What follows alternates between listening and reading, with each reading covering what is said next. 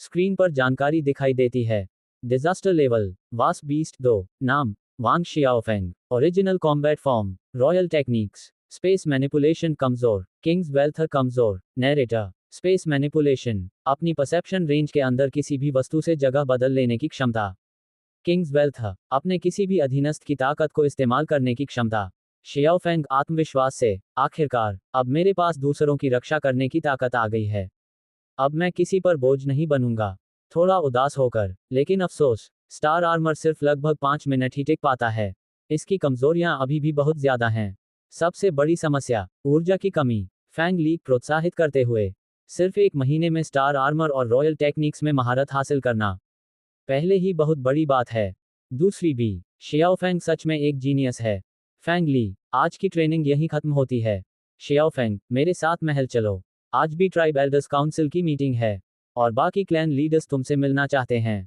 शियाओफेंग हैरान होकर B tribe के बाकी लीडर्स क्लैपबोर्ड दृश्य palace meeting hall.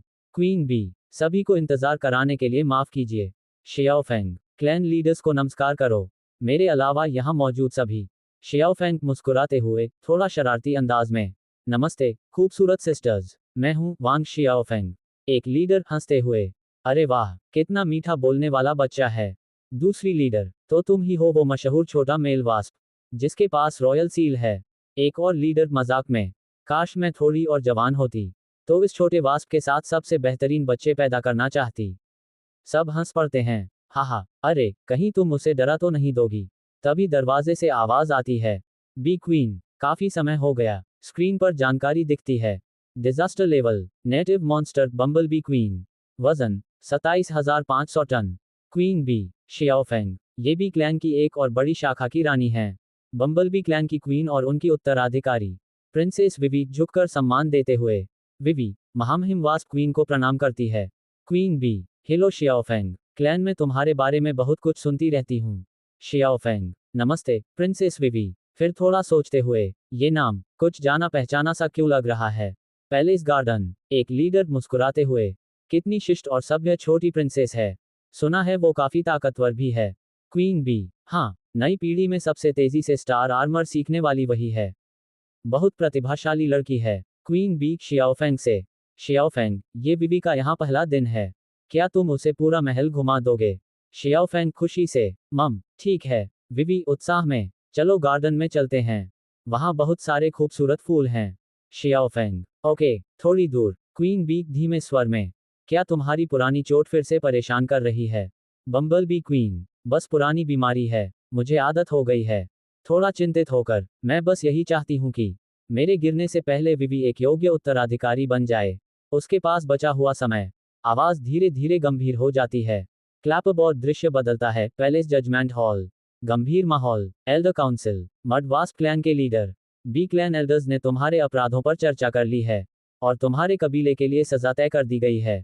Mud wasp leader घबराकर मैं बस लालच में आ गया था, कृपया महारानियों थोड़ी दया दिखाए। एल्डर काउंसिल कठोर आवाज में मड वास्प क्लैन ने माफ न किए जाने वाला अपराध किया है। आज से मड वास्प क्लैन को स्काई आइलैंड से हमेशा के लिए निष्कासित किया जाता है। मड वास्प लीडर गुस्से और हैरानी में निष्कासन मैंने बस एक छोटे मेल वास्प को किडनैप किया था, क्या ये इतना बड़ा अपराध है।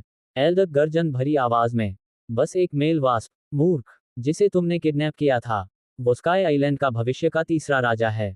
मड वास्प लीडर सन होकर वो छोटा मेल वास्प नया राजा है। नहीं ये असंभव है, एक मेल वास्प राजा कैसे हो सकता है, जरूर कोई गलती हुई है।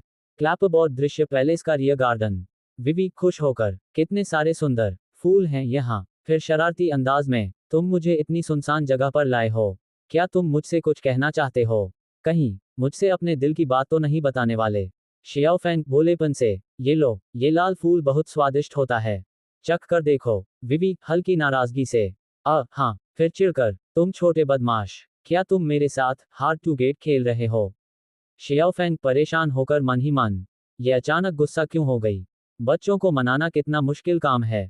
शियाओफेंग माहौल संभालते हुए अच्छा सुनो एक गेम खेलें, छुपन छुपाई खेलते हैं। विवी तुरंत खुश होकर ओके। शियाओफेंग मन ही मन आखिर है तो बच्ची ही, इन्हें बस ऐसे ही खेल पसंद आते हैं।